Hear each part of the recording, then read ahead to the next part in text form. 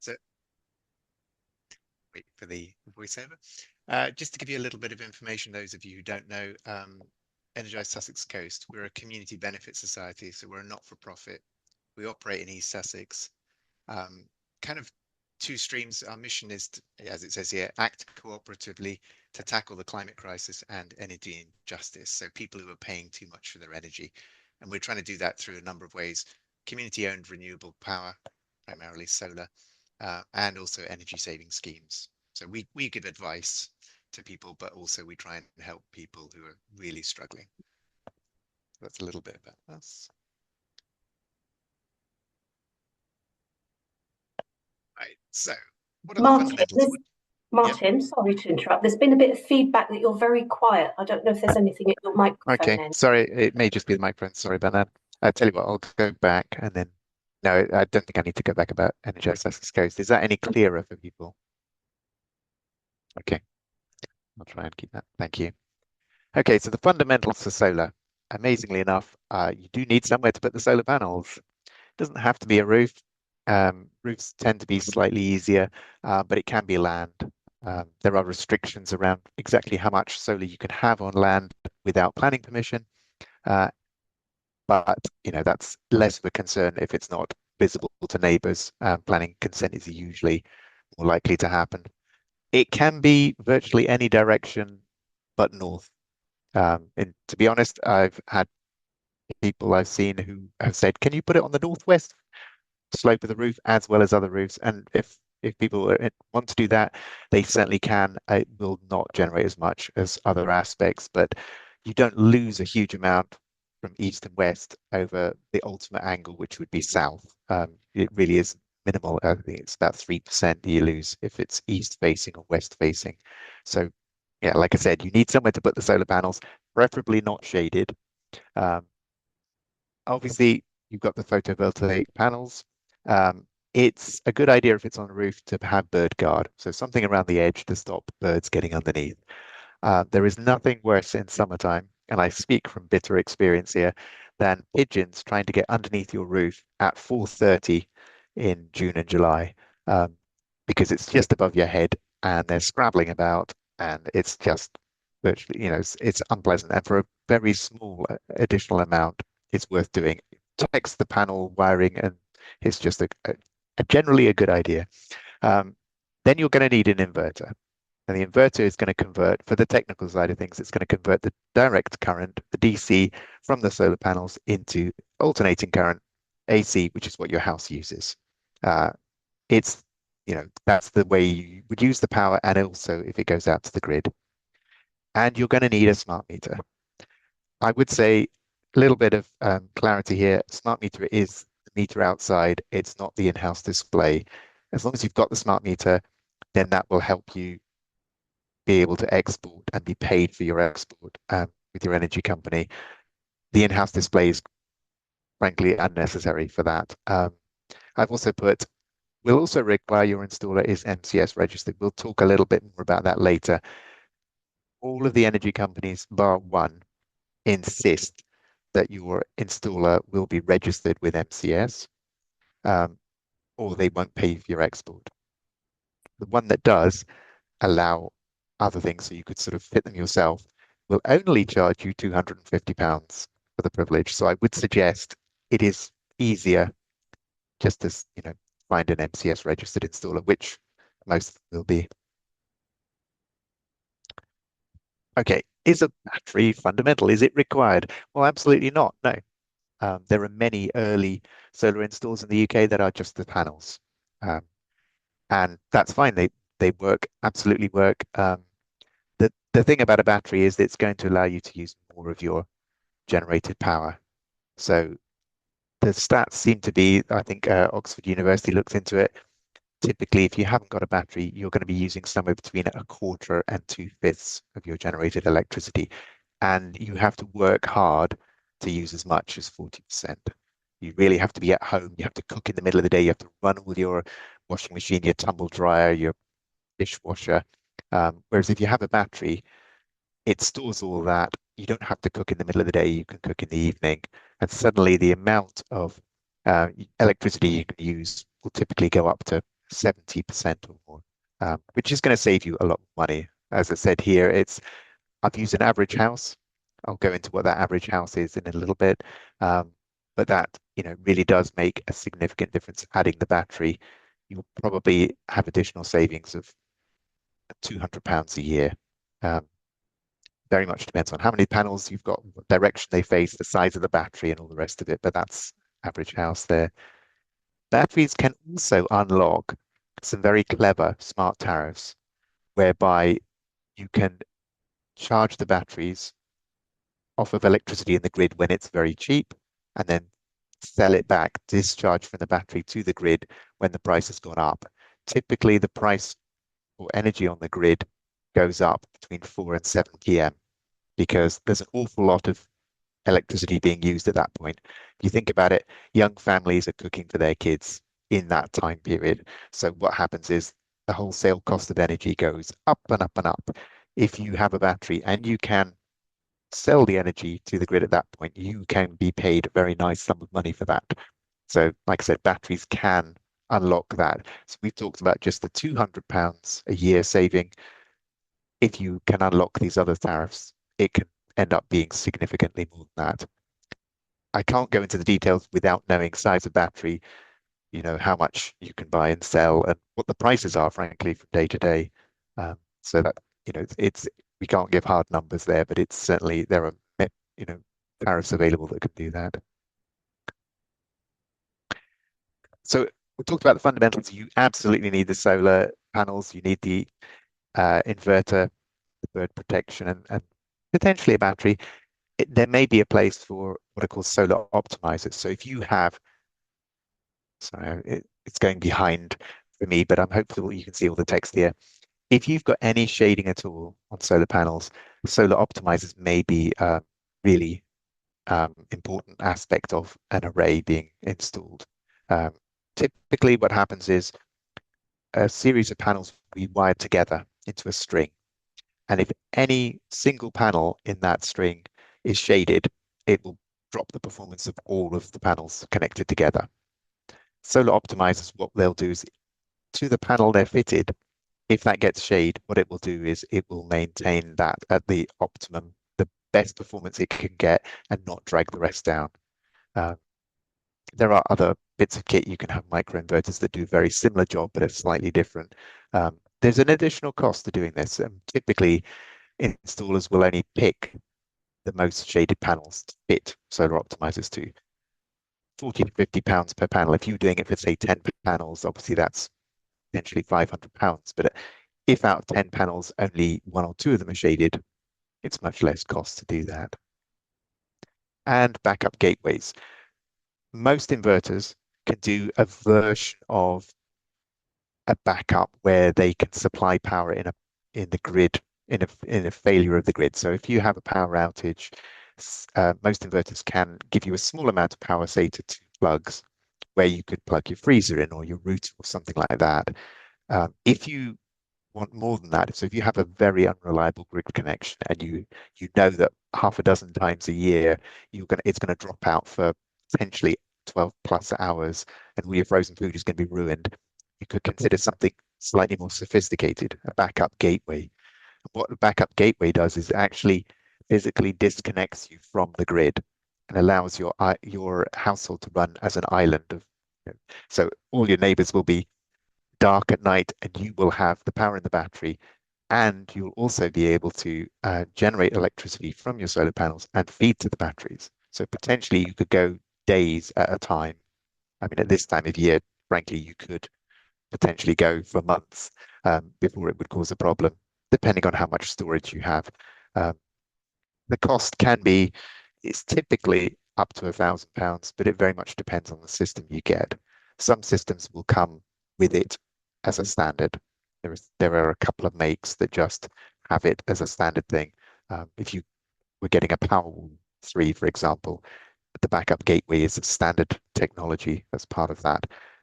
Other manufacturers will charge a premium for that. Really only worth considering if you get a lot of power outages, I would suggest. If in the last year you've had, say, two and they've been 10 minutes each, it's probably not worth the extra unless you were going to get, like I said, a more expensive, a premium battery like the Power. Okay, so the best way of saving you money is to try and use that electricity while it's being generated. That is not always easy to do, particularly if you're not at home during the day. Now, here's quite a nice little graph showing typically when you're using power, there is the evening peak as you cook, morning, potentially showers, running the kettle, the toaster, whatever it is. And here's the middle of the day when you're generating most of the electricity. Um, Without battery, it's really hard to use that electricity. But we would always say that the way you're going to save most of the money is by using that. So if you can be home or if you can set appliances to run or you have a battery, then that's a way of really saving most of the money because every unit of electricity you use that has come from your solar is one you do not have to buy off the grid. Current prices, that's 25 pence a unit. Um, so that's the priority. Use it when you're producing it. The next bit is selling to the grid. So you might as well be paid. If in the middle of the day here, you produce masses, you've filled your battery, you cannot use the electricity, then you're going to sell it to the grid. You might as well. There's no point giving it to the energy company for free. When did they ever give you anything for free? So I would definitely say get as much money from them as possible.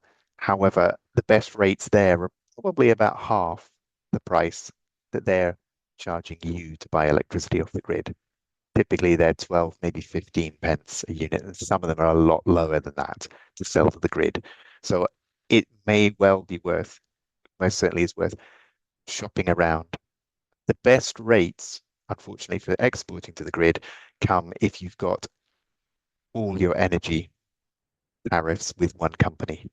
So they will say, you're buying from us, we'll give you best selling rate. If you were with, let's pick an example, EDF or something like that, and you said, oh, Octopus, how much will you give me for if I sell power to the grid? They're going to give you about 4 pence. Whereas if you combine it all in a single company, like I said, you get like 12 or potentially higher than that. Okay, now we use it's more and more installers are using this. We have got access, anybody can register for this, but there's a solar assessment tool called Open Solar. It's free to register, so I've gone ahead and done that, had some training from them. It's really useful for sizing an array. The more eagle-eyed amongst you will notice that I have more panels on the roof in the photograph than I've put in the Open Solar. It is the same roof. So Open Solar shows you a three-dimensional model, and then you can actually physically put the panels on. The reason I've done this is because a typical install these days is about 10 panels. I've got a few more than that, but mine is now, I think, oh yes, 8 years old. Uh, Panel sizes have changed very slightly, but so I've picked 10 panels here, um, which is a certain size. They're 475 watts each. And then this has got system price. It can calculate it. I've kind of come up with what I think is a typical cost for 10 panels for an average install. And then it's able to calculate what it thinks the annual energy bill savings, which will be two things. One is energy you're not having to buy off the grid because your solar's covering it.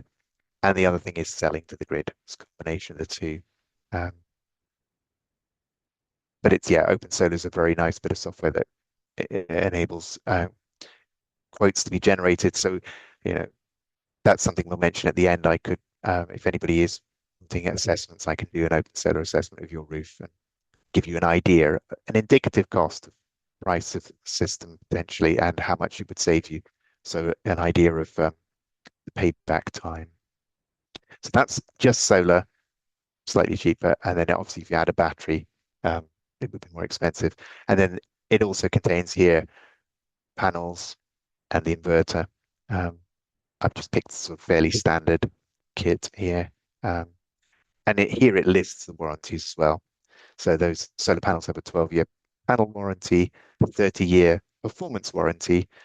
Usually the performance warranty is that after 30 years in this case, they will still deliver typically 80% of the performance. I would say that from what I've been reading, there's very little degradation in solar panel performance over time. Um, they warrant that in the first year it will lose no more than about 4%, and then it's typically about 1% a year or less after that.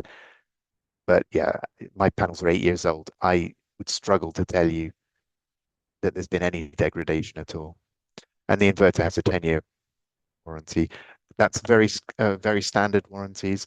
You can get other manufacturers who offer significantly longer product warranties. There are some inverters that offer 25-year warranties.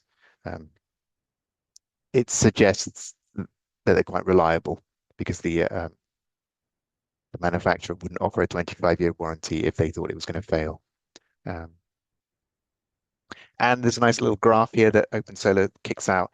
It gives you a rough idea.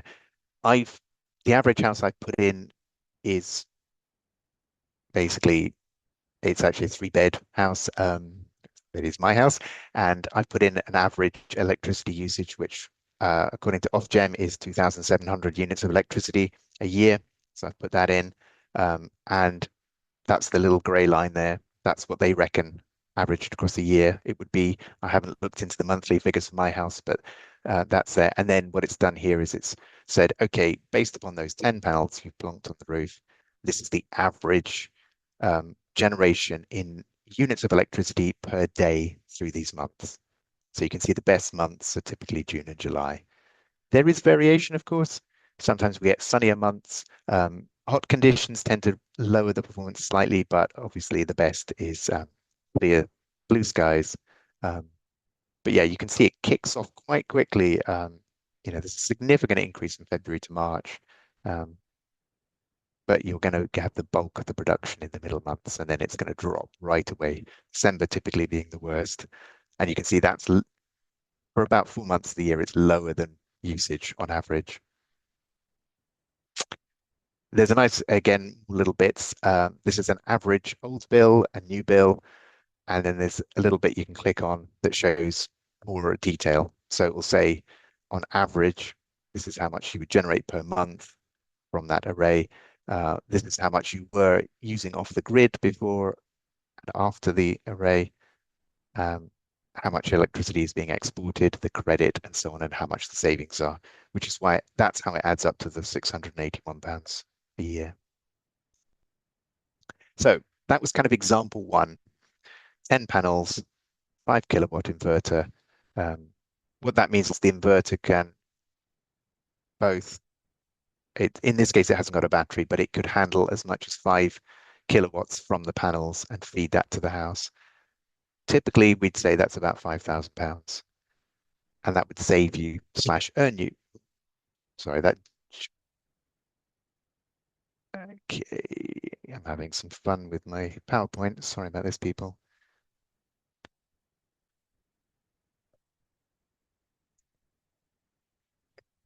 Okay. All right. No, that's. Sorry about this. I don't know what's going on. Give me 1 second.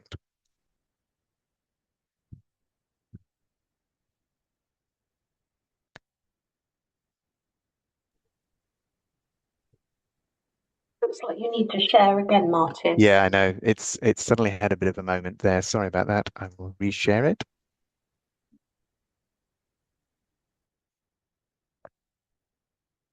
Okay, and then I need to just get back to where I was.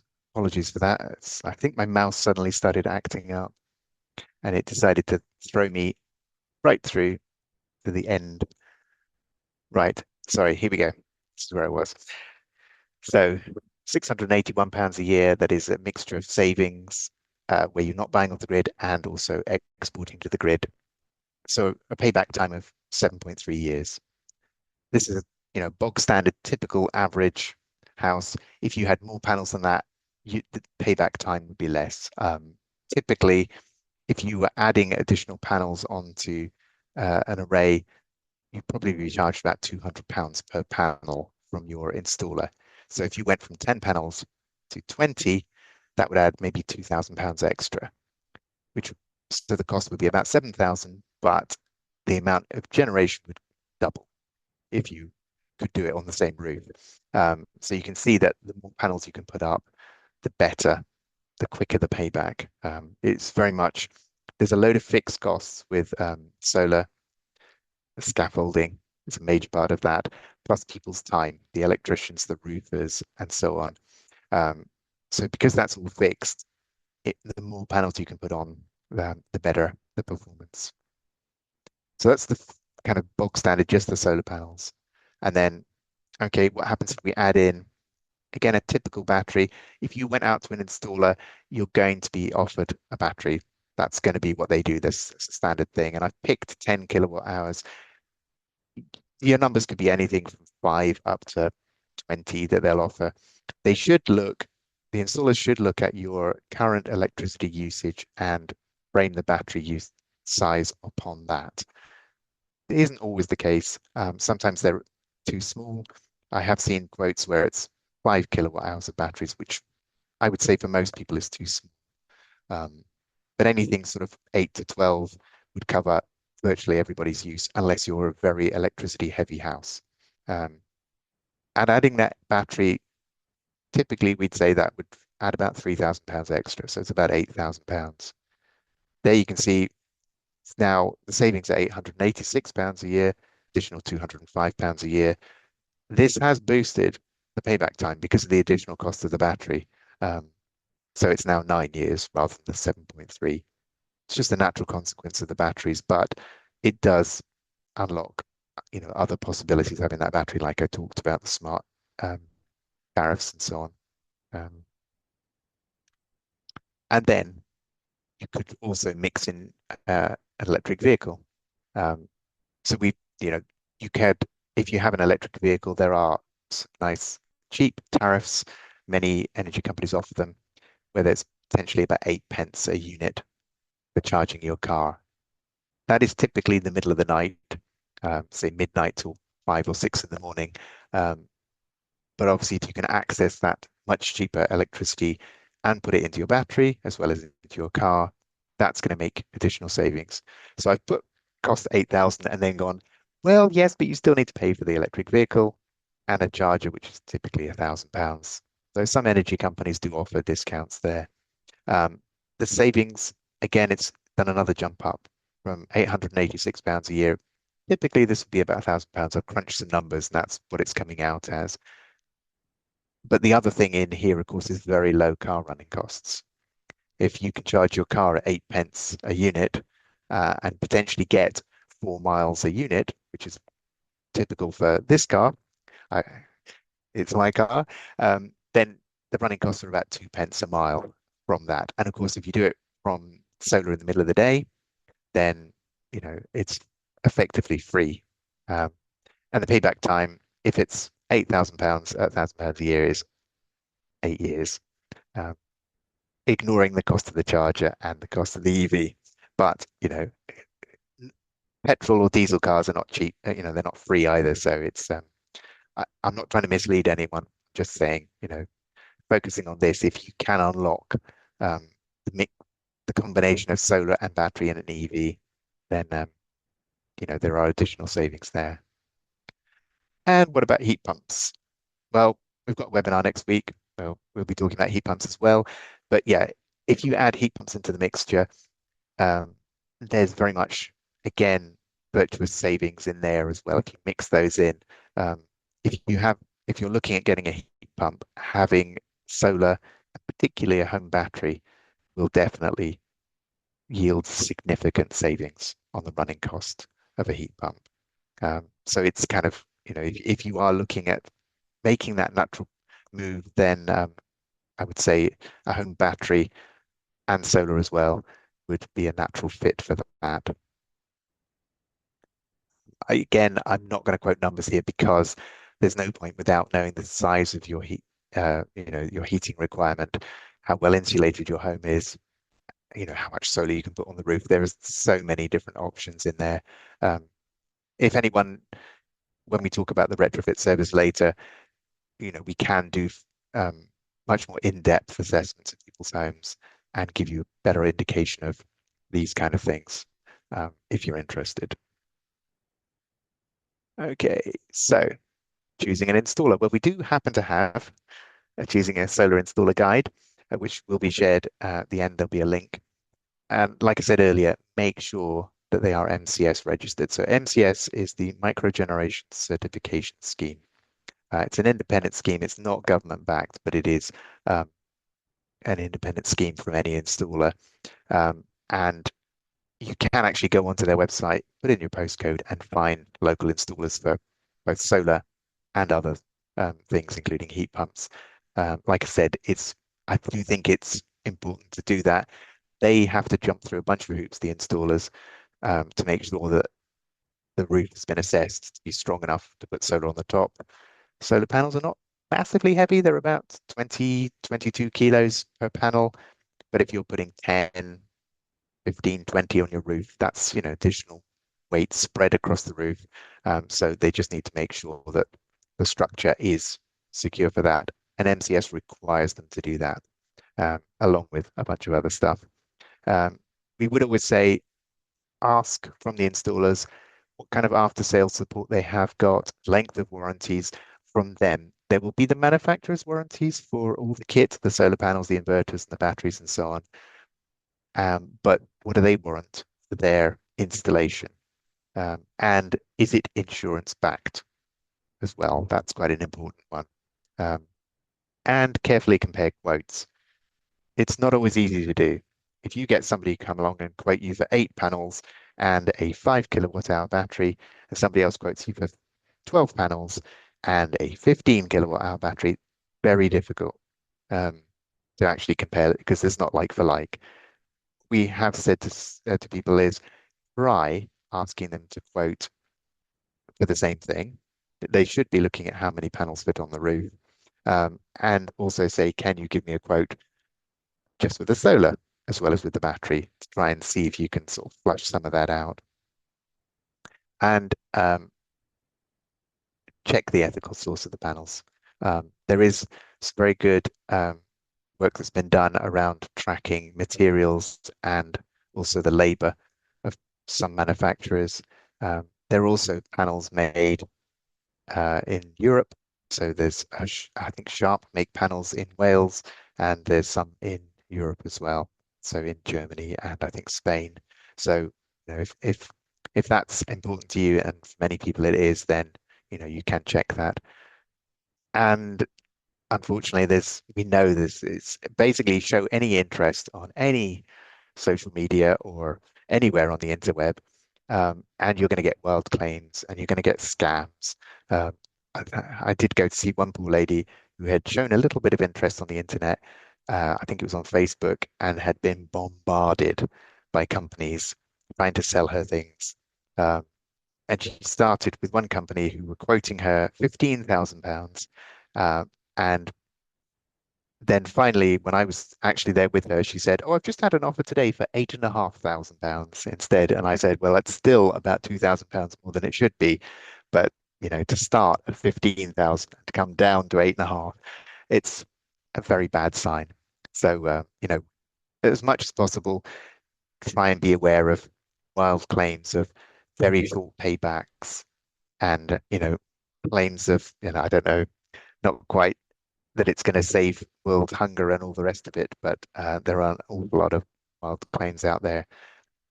The one thing we can offer is what we can offer is we can say to you, if you actually want to send us, if you get any quotes, you could send them through to us and we'll happily validate them for you and give you a kind of a nod or a thumbs down, depending on if they're good or bad. We're quite happy to do that.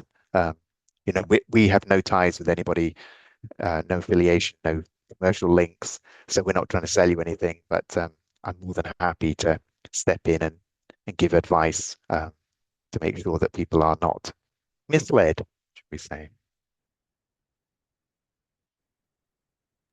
So I think at this point, Helen, I'll be handing over to you. Do you want me to? I'll keep sharing, shall I? Yes, please. Yeah. So we're just going to quickly touch on funding because this is quite a common question we get. And unsurprisingly, because as you're probably aware, funding is rather thin on the ground. I often feel a bit envious of people we meet out and about who had the old FIT tariff, the feed-in tariff. Um, because they're quids in, and you know, so they've been all right. But in terms of funding, you may have known about a grant called Eco4. That's finished now to all intents and purposes. And the current one, which is sort of a broad equivalent to that, is the Warm Homes Local Grant. And that does whole house retrofit. So it offers up to £15,000 for energy efficiency, and that can include solar, so insulation, solar, and all that stuff, and up to £15,000 for a heating enhancement, decarbonisation, so usually a heat pump. So that's available through gov.uk. There's a very long waiting list. Also, it's very likely, we think, that the quota for East Sussex has already been used up, but I would recommend apply anyway. It's really easy to apply on gov.uk because you never know if that information of your application might be passed over to a new grant at some point. So that's the main one to know about.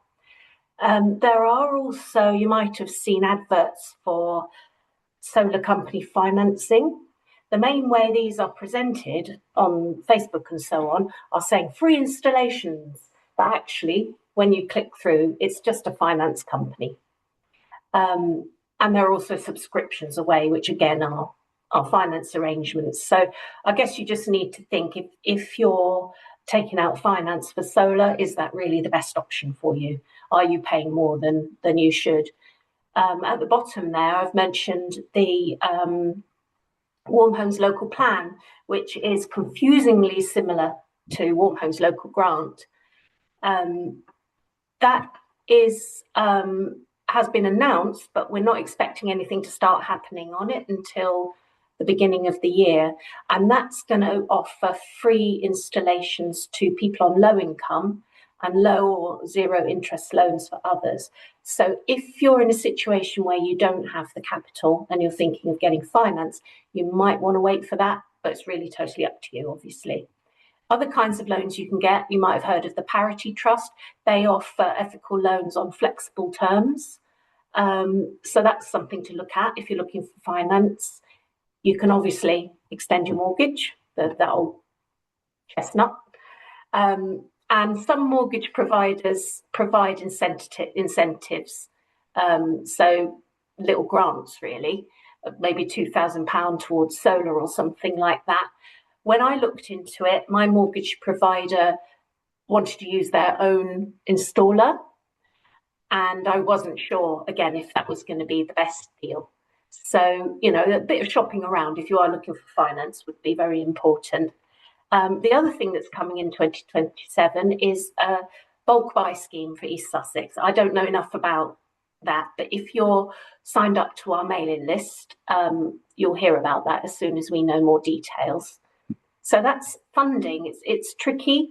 I think what we tend to say is if you've got the capital and you've done your sums, you know, and you've got a good idea, you're confident in what your payback's going to be, then it's as good as investment as any, I guess. And also we've got to remember in the context of electricity prices continuing to, or energy prices continuing to rise. So the savings that you're making now proportionately are higher than the savings you may have made a couple of years ago, and that, of course, that might continue. So that none of that constitutes financial advice, but it's just some options. The last two items, so the finding an installer and the how to fund solar panels, I'm going to put the links to these in at the end. There, we've got some little help sheets online to get you started.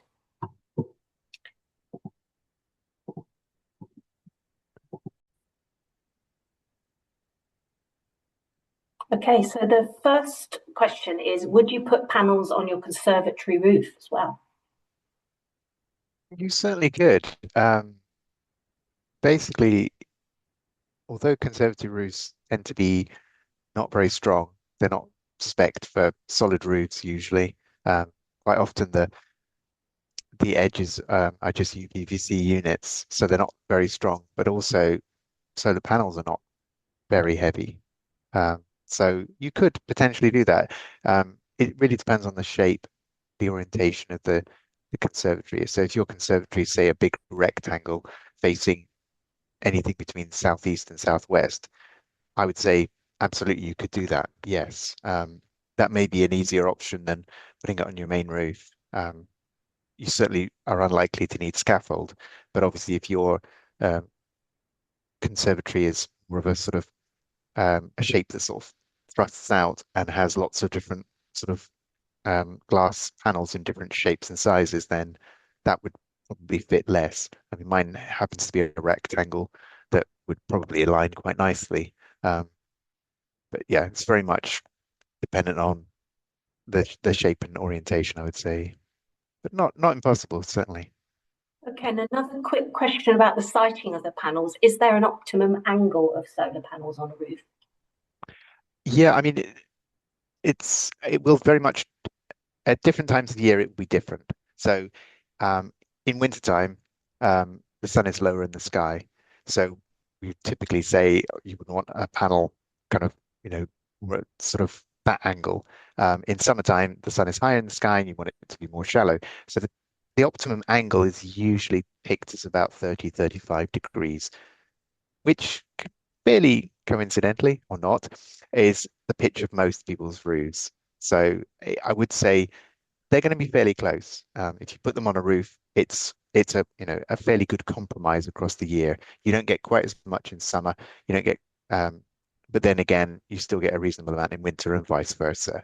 If you had a steeper roof or a shallower roof, you'd get better at one end but lose at the other end. So most pitch roofs, um, about 35, maybe 40 degrees. That works for the UK, just where we are in the northern hemisphere. If you're closer to the equator, then the sun is higher in the sky, and it's a different calculation. But yeah, that's what I'd say. You can put it on flat roofs, but what they'll do is they'll put a structure that will elevate them slightly anyway, just to get out of them. And it's not impossible to put panels vertically. You can just have them mounted on at 90 degrees. Um, that will give you more in wintertime, less in summertime. But certainly, if that's the only option you've got, let's say, then you can certainly do that. Great. So, what sort of annual maintenance costs for your average solar and battery system? I would say, uh, based upon my experience, none at all. Um, the panels have basically been cleaning themselves on the main roof. As long as it's pitched, it's likely that rain will wash off any dust and things like that. If you have shallower pitch or a flat roof, it's going to be more difficult. The angle of the rain will not clean them as well, and you may therefore need to wash them off. Um, I would say be a little bit careful about how sh- um, yes, how rough you are with, say, a brush or something like that. But typically that's all you need. Otherwise, um, the battery itself should just it has its own management system that should be fine. The inverter, again, it'll either work or it won't work. You don't need anything.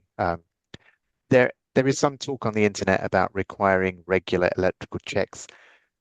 To be honest, there's nothing wrong with having electrical checks done in your home on your main consumer unit, the fuse board, if you like. But I wouldn't have said you need to do it annually. And to be honest, your MCS registered installer should be checking your fuse board, your consumer unit, before they start adding anything into it. So they should have done the due diligence on the checks on that. So I would say little to none. Um, if you did get any issues, then I would, if anything happened with the battery, then I would say get an electrician involved. Well, I'd reach for the installer first. If you can't get hold of the installer, then a qualified electrician could make things safe. But yeah, it, I don't see that there's virtually no moving parts. Some inverters have a fan in them, but otherwise there's no moving parts. So there's not a whole heap to go wrong, and therefore they don't really need maintenance. Thank you. So, the next is about safety. So, concerns about having heard a number of examples of solar panel fires and battery fires.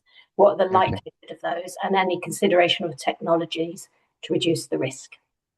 Yeah, so obviously, yeah, we do hear about those. I would say that I looked into this for someone who was asking me about it. I found out that uh, electrical appliance fires in the UK are 300 times more likely to cause a fire in a home than a solar panel.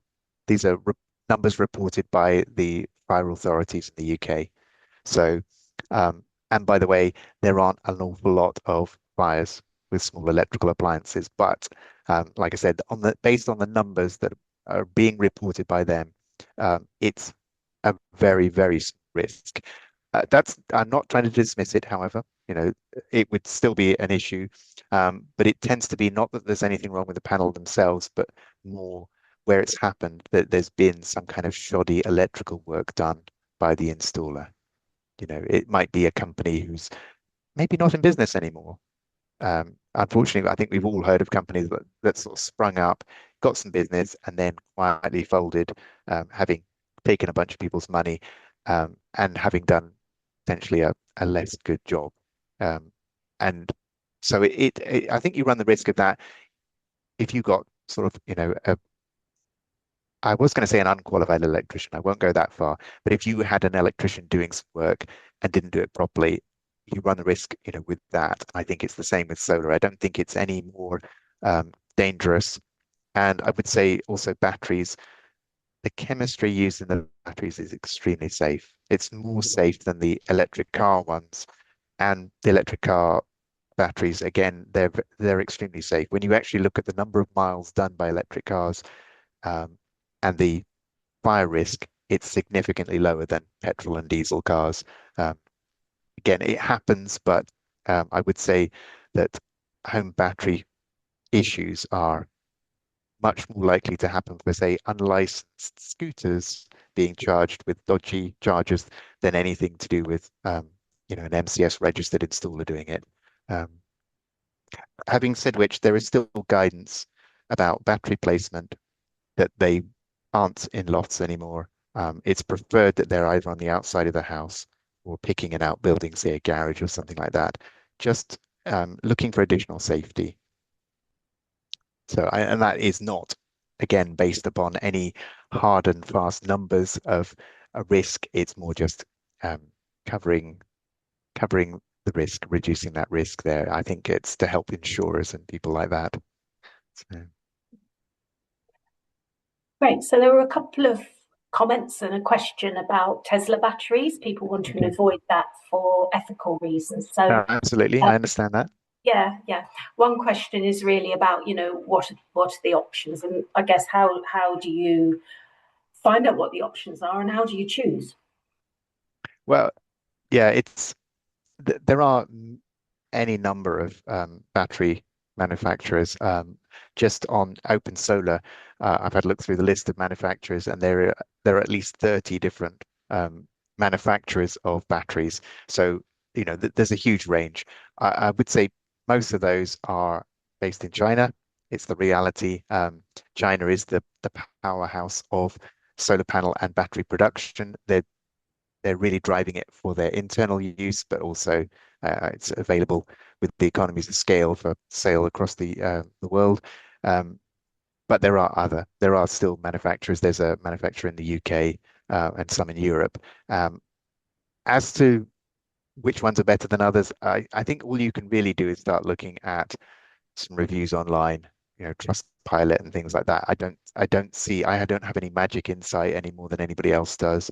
I've got experience of, the battery that I've got and the battery that I have sort of known in other people's households, none of which I've known any issues occurring about. But yeah, I would say there are plenty of other choices other than Tesla. And I perfectly understand. In my partial defense, my battery is now 7 years old. Um, so I know it's a Tesla Powerwall, but it was not obvious to me at the time. Um, let's just say we'll leave it at that. I think try not to talk politics, but yeah, there are many, many other options. And On the you help certainly, sheet, sorry, go on. I just want to say Yes, on the help sheet there is a link to an ethical considerations for solar yeah, panels. So that's a place to go for that guidance. So we want definitely. to end by 7:30. So there's quite a few more questions here. So I'm just going to ask a few key ones, and then to remind you that any that Martin isn't able to answer today, we'll include in the email. And you do have the option of asking the retrofit service for some personal advice as well. So what about the plug in and play solar panels, particularly Okay. those designed for balconies? Yes, I mean, this is very much in the news. Plug-in solar is a big thing in parts of Europe, particularly Germany. They've sort of changed the regulations slightly to allow that to happen more. And there is talk of it happening in the UK. It is going to happen. Ed Miliband and others in the government have talked to the major supermarkets, so Lidl, um, I think Asda, Morrison, Sainsbury's. There's a whole range of them who seem to be offering it, potentially B&Q as well. Um, there is a few obstacles in the way. At the moment, it is not safe to plug in any generation equipment into a plug. At the moment, your fuse board, your consumer unit, is expecting electricity to flow from the grid in and then out of the plugs. It does not expect power to come the other way. So there are definite safety implications with power going the other way. You could have an overload on wiring if you have too much power flowing in there and you've got other plugs drawing too much power. Your fuse wouldn't blow in the consumer unit, but potentially your wiring could melt. So there is going to be a British standard update. It's coming. We were told summertime. I think we're stretching a little bit. We're in summertime now. But it is going to be coming. So there will be an update to the BSI standard that will allow that. There's going to be a lot of care taken around the equipment that will be approved, limits to how much power can be fed in. At the moment, we think it's going to be 800 watts, which is typically 2 panels. We'll be potentially be able to plug in small batteries as well, which would, I think, be the better way of doing it, so that the batteries are charged by the solar panels, and then you use that power when the sun isn't shining as much. The one thing is, although anybody who does this will be allowed to self-register with MCS because you're just plugging it in, you will not be paid, from what we understand, you will not be paid for any export. So if you use the power, that's fine. But if you have them plugged in the middle of the day and you're not there, you're just going to be selling it to selling it, giving it to the grid, and you won't get much benefit from it. So if you included a battery in it, then obviously that would store that up and then you could use it later in the day. But primarily they're intended for self-use, and they won't cover, even if for a flat, they won't cover all your usage. So it could be a good thing. I would always say if you've got a roof, go with a roof because you're going to get better payback. It's more expensive, but it will be a better system. If you haven't got that, then potentially plug in solar is certainly going to be an option. Safety aspects aside, obviously. Thank you. And one or two more questions. One is there a maximum output which can be sent back to the grid? Yeah, Um, so sorry, did you want to the say question something was else? specifically about wiring on the existing wiring, but also there's considerations about the grid's capacity as well, I think, aren't there? Yeah, so very much. So by default, without any additional permissions, you can put out 3.68 kilowatts onto the grid. If you negotiate with the grid operator, which in our area is the UK Power Networks, you can get a higher amount. And the installers will do that for you. And so if you put, say, 10 panels on the roof, which will be 4.75 kilowatts, there will be times of year when you will definitely exceed that 3.68. And that could potentially go to the grid. You would need to be approved above that threshold to do more than that. Otherwise, it would be deliberately throttled, which can be. And what will happen is the local operator, UK Power Network, will be looking at what's the local wiring like? What's your transformer? If you're in a rural area at the end of a long wire, with a rather dodgy transformer that should have been replaced 15 years ago, they may limit you if you decide that you want to put 50 panels on a shed, or not a shed, a barn, and then export, 20 kilowatts onto the grid, because it could make it very unstable. It could burn out transformers. It could cause all kinds of issues, voltage spikes, which could destroy appliances. So yes, you can have above the level, but it very much is on a case by case basis. The installers will negotiate with UK Power Network for you. Um, they certainly have done that. For me, that's what my limit is. Mine was 3.68, but I know that there's other people who have significantly higher limits. I would say wiring shouldn't be an issue. Most people have an 80 amp fuse. Um, 80 amps at 230 volts means that that's something. I'm trying to think. Single phase is about 16 kilowatts, something like that. If you decide want more solar than that, you may need to upgrade to three phase, which would triple that limit. Um, it's unlikely that UK Power Network would approve anything higher than an 80 amp fuse. Um, but yeah, for most people, that's unlikely. The chances of you exporting 80 amps to the fuse, 80 amps along the wiring to the grid from your solar is unlikely unless you've got a huge roof, like I said, a barn or something. You're muted, Helen.